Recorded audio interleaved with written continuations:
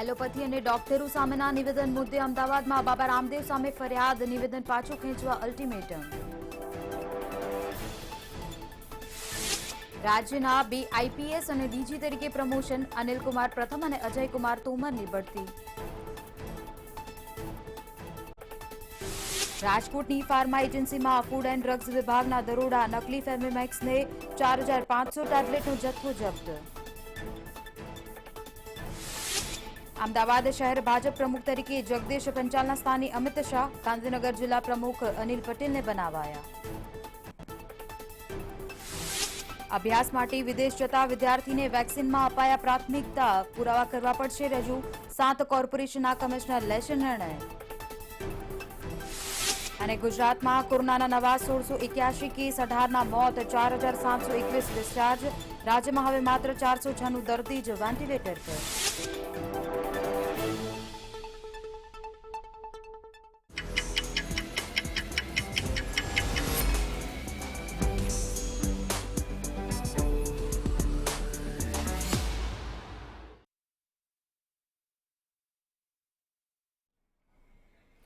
દોડતી ભાગતી જિંદગીમાં ઘણી વખત ટૂંકા અને સ્પષ્ટ સમાચારોનું આગવું મહત્વ રહેલું હોય છે, જેથી સમાચારોને અમે નહીં આપીએ અલગ રંગ, ન્યૂઝને માત્ર ન્યૂઝની ભાષામાં જ પીરસવાનું અમારા નવા બુલેટિનમાં અભિગમ રહેલો છે, જેમાં દેશ અને રાજ્યની ટોપ 10 ખબરને સ્થાન આપવામાં આવશે. તો ચાલો જોઈએ સુપર 20.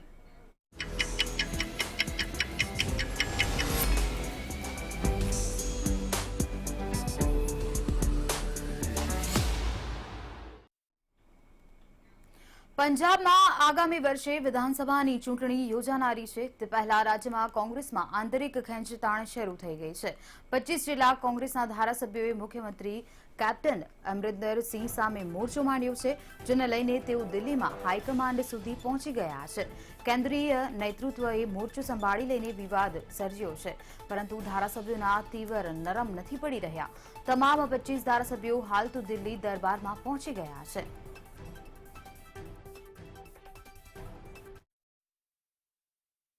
जो आप बात कर रहे हैं वो इसलिए तो मीटिंग बुलाई गई है, इसलिए तो बात की गई है कि ताकि वो जो मसला है उसको हल किया जा सके. बच के निकल देने इस बार भी लगदा पॉलिटिक्स ਦਾ ਮੁੱਦਾ ਰਹੂਗਾ ਇਹ ਵਿਧਾਨ ਸਭਾ ਚੋਣਾਂ ਦੇ ਵਿੱਚ. ਪੋਲਿਟਿਕਸ ਦਾ ਤਾਂ ਮਸਲਾ ਹੀ ਨਹੀਂ ਸਾਹਿਬ. ਮੈਂ ਕਹਿੰਦਾ ਵੀ ਅਕਾਲੀਆਂ ਨੂੰ ਫਰੋਲ ਕੇ ਦੇਖ ਲਓ, ਉਹ ਵੀ ਕਹਿਣਗੇ ਵੀ ਇਹਨਾਂ ਨੂੰ ਫੜ ਕੇ ਅੰਦਰ ਕਰੋ. ਅੱਜ ਇਹ ਅਕਾਲੀ ਲੀਡਰਸ਼ਿਪ ਦੋ ਫਾੜ ਕਿਉਂ ਹੋਈ ਹੈ? ਅੱਜ ਢੀਂਡਸਾ ਸਾਹਿਬ ਕਿੱਥੇ ਬੈਠੇ ਹੈ, ਬ੍ਰਹਮਪੁਰਾ ਸਾਹਿਬ ਕਿੱਥੇ ਬੈਠੇ ਹੈ, ਵਜ੍ਹਾ ਕੀ ਹੈ? ਅਕਾਲੀ ਵੀ ਕਹਿ ਰਹੇ ਵੀ ਇਹਨਾਂ ਨੂੰ ਫੜ ਕੇ. પીએમ મોદીના ડ્રીમ પ્રોજેક્ટ સમાન સેન્ટ્રલ વિસ્ટા પ્રોજેક્ટ પર રોક લગાવવાનો દિલ્હી હાઈકોર્ટે ઇનકાર કર્યો છે. દિલ્હી હાઈકોર્ટના મતે અરજદારનો અરજી એ કોઈ પીઆઈએલ જેવી નથી અને તેની પાછળ છુપાયેલો રહેલો છે. સેન્ટ્રલ વિસ્ટા પ્રોજેક્ટને પહેલેથી જ સુપ્રીમ કોર્ટ દ્વારા મંજૂરી મળી ગઈ છે. અરજીમાં કહેવામાં આવ્યું હતું કે કોરોના કાળમાં પ્રોજેક્ટ ચાલી રહ્યો છે, ત્યાં કામ કરતા લોકોમાં કોરોના સંક્રમણ ફેલાવાનો ખતરો રહેલો છે, જેથી મજૂરોને સુરક્ષા આપવા હેતુસર સેન્ટ્રલ વિસ્ટા પ્રોજેક્ટ બંધ કરવામાં આવે, જેનો કેન્દ્ર સરકારના વકીલ દ્વારા જોરદાર વિરોધ કરવામાં આવ્યો હતો. પ્રોજેક્ટના સ્થળે 500થી વધારે મજૂરો કામ કરી રહ્યા છે, જેથી ત્યાં કોરોના સંક્રમણ ફેલાવાનું જોખમ છે. પરંતુ આજે જ્યારે હાઈકોર્ટ આ નિર્ણય સંભળાવ્યો ત્યારે તેના પહેલા જ દિલ્હી સરકારે કન્સ્ટ્રક્શન એક્ટિવિટી પરનો પ્રતિબંધ હટાવી લીધો હતો.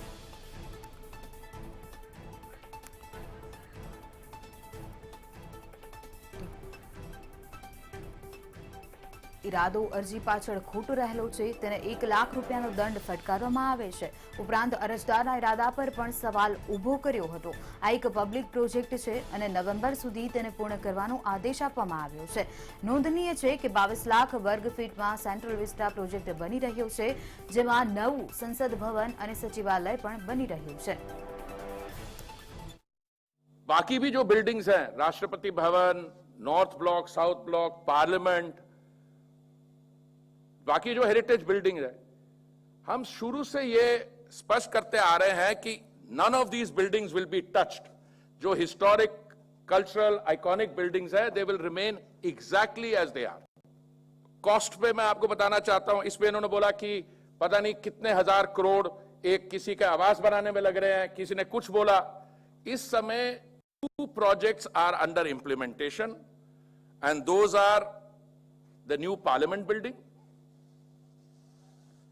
or Central Vista Avenue. કેન્દ્ર સરકાર અને મુખ્યમંત્રી મમતા બેનર્જી વચ્ચે ચાલી રહેલા રસાકસી બાદ પશ્ચિમ બંગાળના મુખ્ય સચિવ અલ્પન બંદોપાધ્યાયે સોમવારે નિવૃત્તિ લઈ લીધી છે. 31મીએ તેમનો કાર્યકાળ સમાપ્ત થઈ રહ્યો હતો, જે 3 મહિના માટે વધારવામાં આવ્યો હતો. તેમણે કેન્દ્ર પરત બોલાવવામાં આવ્યા હતા, પરંતુ તેઓ ગયા નહીં. હવે મમતા બેનર્જીએ તેમને પોતાના વિશેષ સલાહકાર તરીકે નિમણૂક કરી લીધી છે. ઉલ્લેખનીય છે કે પશ્ચિમ બંગાળ કીટના 1987 બેચના આઈએએસ અધિકારી બંદોપાધ્યાય 60 વર્ષની ઉંમર પૂરી કર્યા બાદ 31મી મે નિવૃત્ત થવાના હતા, પરંતુ કેન્દ્ર પાસેથી મળેલી મંજૂરી બાદ તેમને 3 મહિનાનું એક્સટેન્શન આપવામાં આવ્યું હતું. એક્સટેન્શન આપ્યા બાદ 4 દિવસ પછી કેન્દ્ર સરકારે તેમની સેવાઓ બંધ કરી. મમતા સરકારને કહેવામાં આવ્યું છે કે તે પોતાના મુખ્ય સચિવને તત્કાલ કાર્યભુક્ત કરે. તૃણમૂલ કોંગ્રેસ સરકારે આ પગલાંને બળજબરીપૂર્વક પ્રતિનિયુક્ત ગણાવી હતી.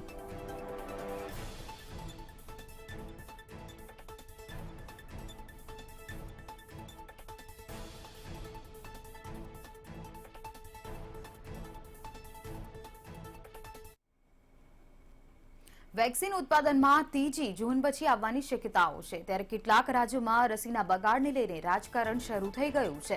કેન્દ્રીય મંત્રી અનુરાગ ઠાકુરે પંજાબ અને રાજસ્થાન પર આક્ષેપ કર્યો છે કે આ બંને રાજ્યો વેક્સિનનો સૌથી વધુ બગાડ કરે છે. ઠાકુરના મતે ન માત્ર વેક્સિન પરંતુ વેન્ટિલેટરનો પણ બંને રાજ્યમાં ખૂબ બગાડ થયો છે.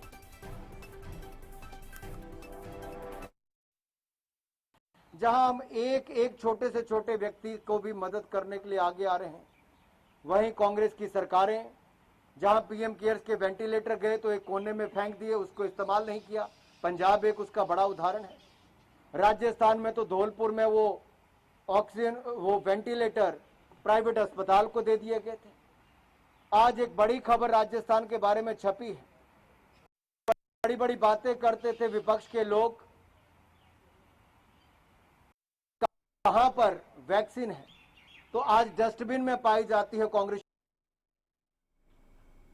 કેન્દ્ર સરકારે 1-1.5 મહિના પહેલા રાજ્ય સરકારોને આદેશ આપ્યો હતો કે પોતાની રીતે પણ વેક્સિન ખરીદવાની કોશિશ રાજ્ય સરકારોએ કરવી જોઈએ, જેને લઈને દિલ્હી સરકાર અને કેન્દ્ર સરકાર આમને સામને આવી ગઈ હતી.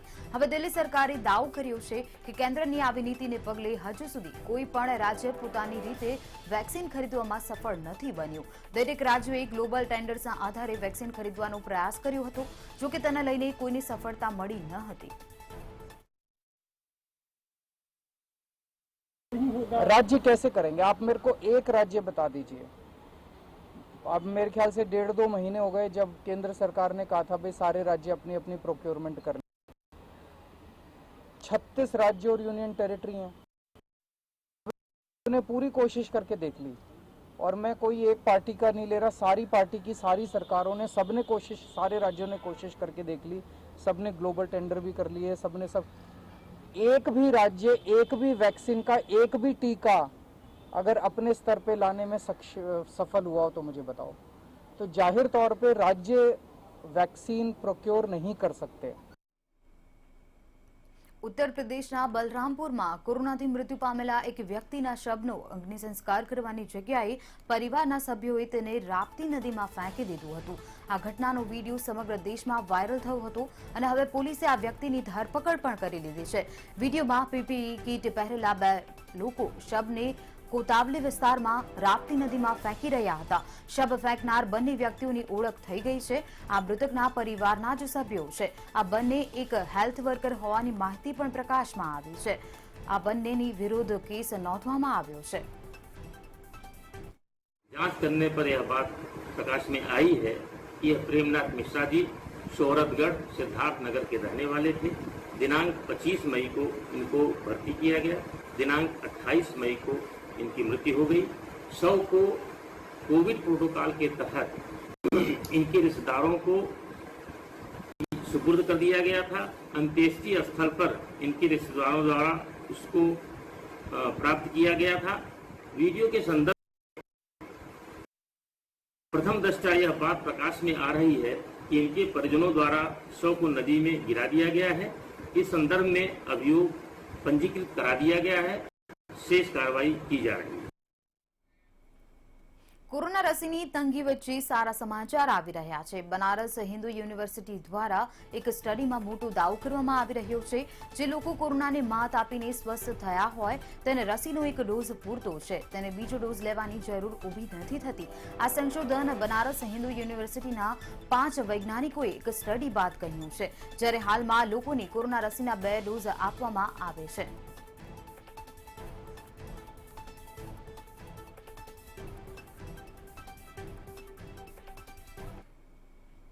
આ તરફ કેન્દ્ર સરકાર અને બંગાળ વચ્ચેના વિવાદોની વચ્ચે ભાજપના પશ્ચિમ બંગાળના અધ્યક્ષ દિલીપ ઘોષે ફરીથી રાજ્યમાં હિંસાનો મુદ્દો ઉઠાવ્યો છે.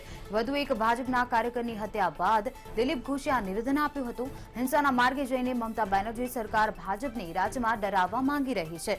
નોંધનીય છે કે દિલીપ ઘોષે દાવો કર્યો છે કે પશ્ચિમ બંગાળ વિધાનસભાની ચૂંટણીમાં ભાજપના 35થી વધુ કાર્યકરોની ટીએમસીના લોકોએ હત્યા કરી છે. દિલીપ ઘોષે કહ્યું છે કે મમતા સરકાર ભલે ભાજપને डरावे परंतु અમે डरीशुं नहीं અને રાજ્યમાં ભાજપને વધુ મજબૂત બનાવીશું. चुनाव के बाद से शुरू हुआ और रिजल्ट घोषणा होते ही हिंसा शुरू हो गया था. अभी तक हमारे लगभग 36 कार्यकर्ता की हत्या हुई. आज भी कुछ बिहार में सिताई में कार्यकर्ता का पेड़ में टंगा हुआ लाश मिला. उसी सिस्टम में उसी स्टाइल में लगातार हत्या हो रही है, संतरास हिंसा हो रही है डराने के लिए, भाजपा को खत्म करने के लिए. इस परिस्थिति में ही हम लोग 5-6 साल से लड़ाई करके इतना आगे किया है. मुख्य विपक्ष दल बने हैं हम और इसी हिसाब से बाकी जो विपक्ष कोई नहीं है, भाजपा को भी खत्म करने के लिए इस प्रकार हिंसा का और सहारा लिया जा रहा है. विधान ही उपस्थित नहीं है, लोकतंत्र ही नहीं है. एक पार्टी लोकतंत्र यहाँ चल रहा है, जबरदस्ती विरोधियों को खत्म करके राजनीति करने की ये एक तानाशाही चल रही है यहाँ. इसका विरोध में हम लड़ रहे हैं लोकतांत्रिक पद्धति. सीबीएसई आईसीएसई ધોરણ 12ની પરીક્ષાને રદ કરવાની માંગણી પર અરજીને સુપ્રીમ કોર્ટે સુનાવણી કરવામાં આવી હતી. કોર્ટે સમગ્ર મામલાને 3 જૂન સુધી મુલતવી રાખી દીધો છે. કેન્દ્ર સરકાર 2 દિવસમાં જ આ મુદ્દે કોઈ નિર્ણય લેનાર હોય ત્યારે સુનાવણી 3 જૂન સુધી મુલતવી રાખવામાં આવી છે. જજે કેન્દ્ર સરકારને જણાવ્યું હતું કે તમે નિર્ણય લેવા માટે સ્વતંત્ર છો, પરંતુ ગયા વર્ષથી અલગ નિર્ણય લો છો તો કારણ પણ કંઈક અલગ હોવું જોઈએ. ગયા વર્ષે પરિસ્થિતિ અલગ હતી અને કેટલાક પેપર્સ લેવાઈ ગયા હતા તો કેટલાક પછીથી લેવાયા હતા. હાલ વિસ્તારમાં જવાની જરૂર નથી, પરંતુ તમે 2 દિવસમાં નિર્ણય આપી શકો છો. કોર્ટમાં પહેલા 28મી મે સુનાવણી કરવામાં આવી હતી. અરજદારને પૂછવામાં આવ્યું હતું કે અરજીની કોપી આઈસીએસઈ અને સીબીએસઈના વકીલોને આપવામાં આવે. અરજીમાં કહેવામાં આવ્યું છે કે વર્તમાન સમયમાં પરીક્ષા લેવી યોગ્ય નથી.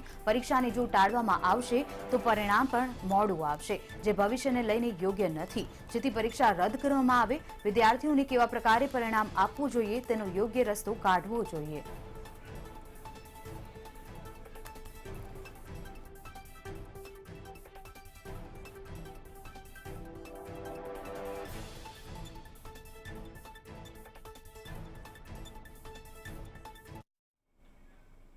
આજે વિશ્વ નો ટોબેકો ડે છે, ત્યારે કેન્દ્રીય આરોગ્ય મંત્રી ડોક્ટર હર્ષવર્ધને વિગતો આપતા જણાવ્યું છે કે દેશમાં પ્રતિવર્ષ અલગ અલગ પ્રકારે તમાકુ સેવનથી 13 લાખ લોકોના મોત થાય છે, જ્યારે કે 3500 લોકોના પ્રતિદિવસ મોત થાય છે. ઉલ્લેખનીય છે કે ભારતમાં તંબાકુ સેવનમાં 6% ઘટાડા સાથે 34.6%થી ઘટીને 28.6% થયો છે.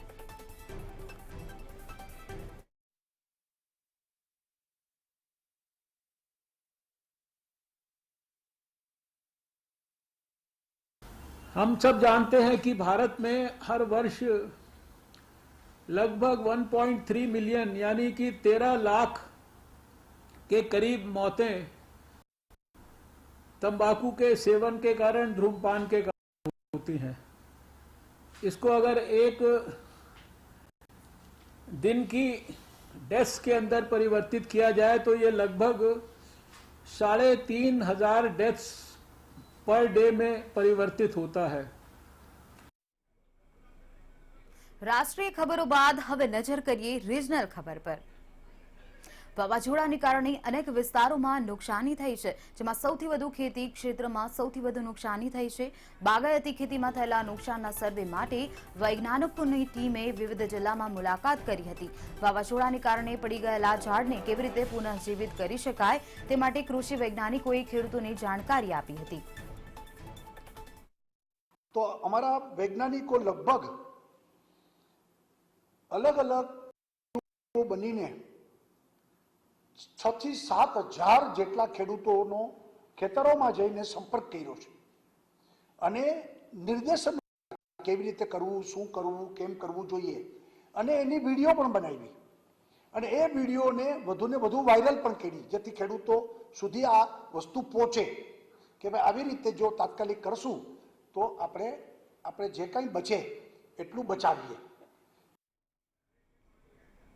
રાજ્ય સરકાર દ્વારા લેન્ડ એન્ડ ગ્રેબિંગ એક્ટ અમલી બનાવવામાં આવ્યો છે ત્યારે તમામ જિલ્લા કલેક્ટરની આગેવાનીમાં કમિટીની રચના કરવામાં આવી છે.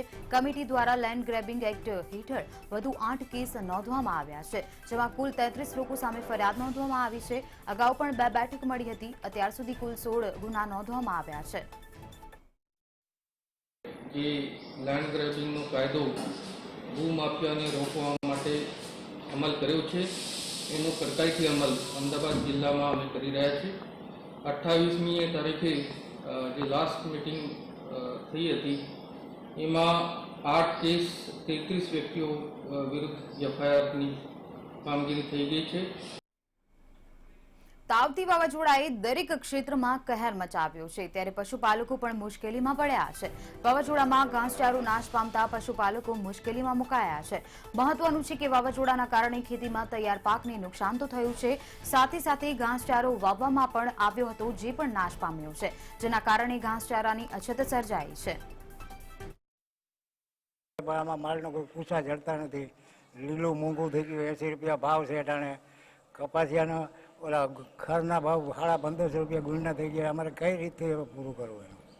મારું નામ દિનેશભાઈ અને આ મકાઈ અને જાહેરના ભાવ વરસાદને કારણે વાવાઝોડાને કારણે 80-90 રૂપિયા અટાણે બજાર હાલે છે. ગઈ સાલ 40-50 રૂપિયા ભાવ હતો અને અટાણે માલ મળતો નથી, એને કારણે ભાવ વધારો છે. વડોદરા પાલિકામાં ભરતી માટે 28 માર્ચે યોજાયેલી પરીક્ષામાં છબરડા હોવાનું સામે આવ્યું છે, જેમાં આરોગ્ય વિભાગના વિવિધ હોદ્દાઓ જેમ કે medical officer, pharmacist, lab technician, health worker માટે પરીક્ષા યોજાઈ હતી, પરંતુ પ્રશ્નપત્રમાં આન્સર કી ખોટી હોવાનો આક્ષેપ લગાવવામાં આવ્યો છે, જેનું 70% જવાબો ખોટા પડ્યા છે. જોકે આ બેદરકારીના પગલે 10,000 ઉમેદવારોનું ભાવિ જોખમમાં છે. મ્યુનિસિપલ કોર્પોરેશનની મલ્ટીપર્પઝ હેલ્થ વર્કરની એક્ઝામ યોજાઈ હતી. એ એક્ઝામ અંતર્ગત 29/3/2021ના રોજ પ્રોવિઝનલ આન્સર કી મૂકવામાં આવી હતી. એ પ્રોવિઝનલ આન્સર કીમાં બધા જ પ્રશ્નો ખોટા આપવામાં આવેલા હતા. અમે રજૂઆત કરી, ટ્વીટ કર્યા, પછી પાલિકાએ એટલે વડોદરા VMCએ એ બધા જ પ્રશ્નો વેબસાઇટ ઉપર બધા જ આન્સર કી વેબસાઇટ. અમદાવાદ શહેર પોલીસના નાકે દમ લાવી દેનાર અને 25થી વધુ ગુંડામાં સંડોવાયેલો આરોપી અઝહર શેખ ઉર્ફે અઝહર કિટલીની ગુજરાત ATS ભરૂચથી ધરપકડ કરી લીધી છે. હત્યાના પ્રયાસ, ફાયરિંગ અને ખંડણીના ગુનામાં વોન્ટેડ આરોપીની ધરપકડ બાદ વધુ 2 ગુના નોંધાયા છે, જેમાં હથિયાર ધારા હેઠળ ATSએ વધુ એક ગુનો નોંધીને તપાસ કરતા 1.5 કરોડની લૂંટ કરી હોવાનું સામે આવ્યું છે. ગુજરાત ATS દ્વારા ગઈકાલે વહેલી સવારે ભરૂચ LCB સાથે ભરૂચના ભરૂચ દેગામ રોડ પર આવેલી અલ મુકામ સોસાયટીના એક 34 નંબરના બંગલામાંથી અઝહર ઇસ્માઇલભાઈ શેખ ઉર્ફે અઝહર કિટલીને પકડવામાં આવ્યો હતો. રાજકોટ મહાનગરપાલિકાની પ્રાથમિક શિક્ષણ સમિતિના ચેરમેનની વરણી કરવામાં આવી છે, જેમાં અતુલ પંડિત ચેરમેન અને સંગીતાબેન છાયા વાઇસ ચેરમેન બન્યા છે. જોકે રાજકોટ મહાનગરપાલિકાની ચૂંટણીમાં વોર્ડ 2માં પ્રબલ દાવેદાર અતુલ પંડિત હતા, પરંતુ તેઓને ભાજપ તરફથી ટિકિટ નહોતી મળી, જેથી કરીને પક્ષે તેઓને શિક્ષણ સમિતિની જવાબદારી સોંપી છે. જોકે વરણી થયા બાદ ભાજપ શહેર પ્રમુખ સહિતના સ્થાનિક આગેવાનો દ્વારા તેઓને શુભકામનાઓ પાઠવવામાં આવી છે. શિક્ષણને જળમૂળથી ટ્રાન્સફોર્મની જરૂર છે. ઋષિ પરંપરા અને આધુનિક શિક્ષણનો સમાવેશ થાય તેવી નવી કાર્યપ્રણાલી લાવી રહ્યા છે.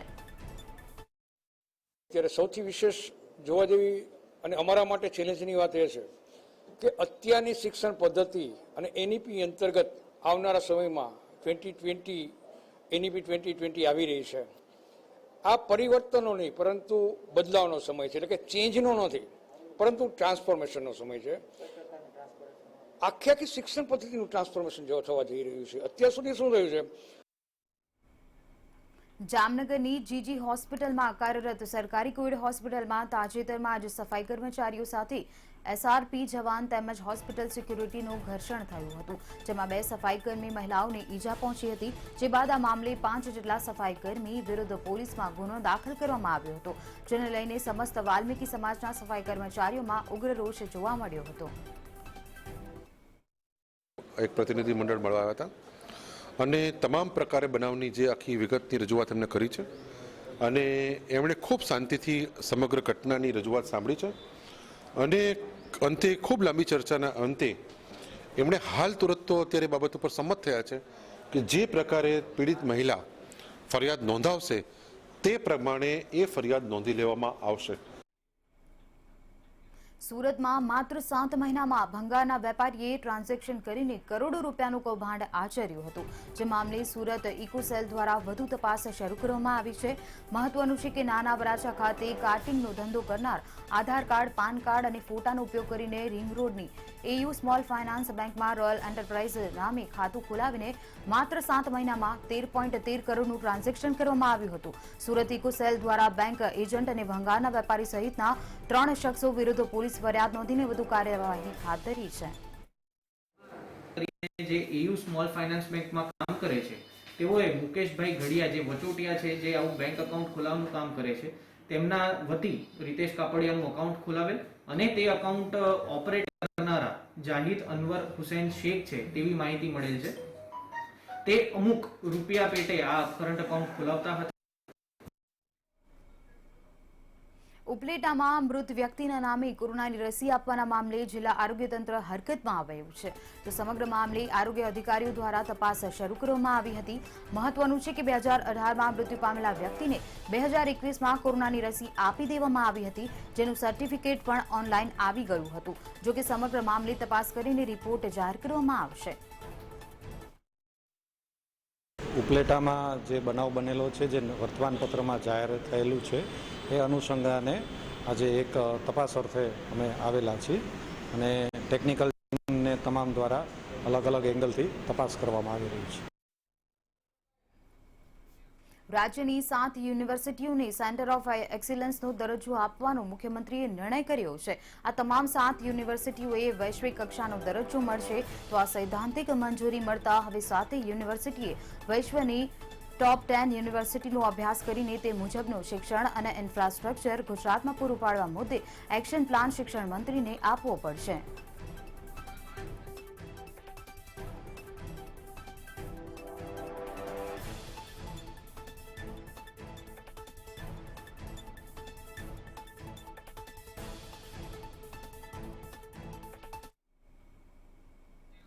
સુપર 20માં હવે વાત કરીએ ઇન્ટરનેશનલ ખબરોની.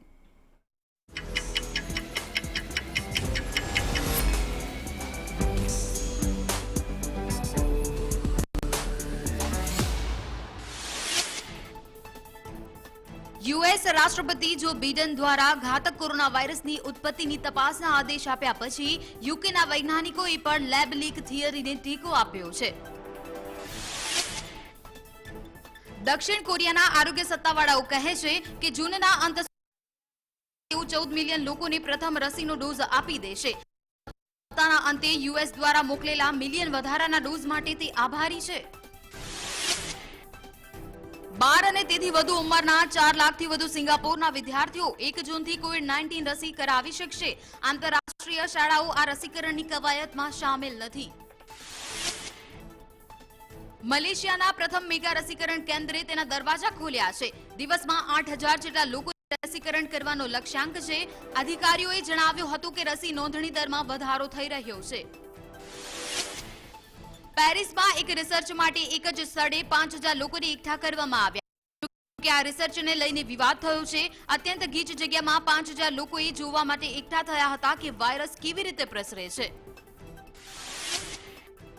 ઇઝરાયેલી દળો યુદ્ધ વિરામ હોવા છતાં પણ જેને તેઓ ઓપરેશન લો એન્ડ ઓર્ડર કહે છે તે ચાલુ રાખી રહ્યા છે, જેને અનુલક્ષીને સમગ્ર ઇઝરાયેલમાં સમૂહ ધરપકડ કરવામાં આવી રહી છે. મહિનાઓ સુધી ચાલેલા વિરોધ પ્રદર્શન અને રસ્તાઓ પર રોક લગાવવાની માંગણી માટે હજારો વિરોધીઓ બોગોટાના માર્ગો પર રેલી કાઢી હતી, જે રેલીમાં હજારો લોકો જોડાયા હતા. હોંગકોંગ અને જિનજિયાંગમાં માનવ અધિકાર અંગે ઓસ્ટ્રેલિયા અને ન્યૂઝીલેન્ડની ચિંતાઓની ચીને નકારી છે. બેઇજિંગે કહ્યું છે કે તે વિદેશી દખલનો વિરોધ કરે છે. તો સુપર 20 માં હાલ બસ આટલું જ. મને આપશો રજા. નમસ્કાર.